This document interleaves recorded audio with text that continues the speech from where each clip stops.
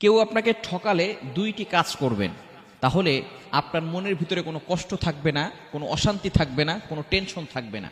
অনেক মানুষ এমন রয়েছে, মানুষকে ধোকা দেয়, মানুষকে ঠকায়, মানুষকে অপমান করে, ক্রিটিসাইজ করে, তুচ্ছ-তাচ্ছিল্য করে। আপনাকে যদি কেউ ধোকা দেয়, কেউ যদি আপনাকে ঠকায়, তাহলে এক নাম্বার যে কাজটা করবেন সেটা হচ্ছে আপনি আল্লাহ তাআলার শুকরিয়া আদায় করবেন, বলবেন আলহামদুলিল্লাহ, আপনি একজন মানুষকে চিনতে পেরেছেন যে আপনাকে ধোকা দিয়েছে, এতদিন আপনাকে বোকা বানিয়ে আপনার সাথে বন্ধুত্বসুলভ আচরণ করেছে, আপনার সাথে ভালো ব্যবহার করেছে, আপনার সাথে সুন্দর করে কথা বলেছে, আপনার সামনে আপনার প্রশংসা করেছে, বিপদে পড়ার সাথে সাথে আপনাকে ঠকিয়েছে, আপনাকে ধোকা দিয়েছে। আপনি সাথে সাথে টেনশন না করে আপনি আপনার মুখ থেকে উচ্চারণ করবেন আলহামদুলিল্লাহ, আল্লাহ আমাকে একজন মানুষ চিনিয়েছে, যে মানুষ আমাকে ধোকা দিত সে মানুষটাকে আমাকে চিনিয়ে দিয়েছে।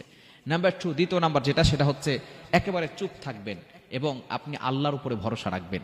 মনে রাখবেন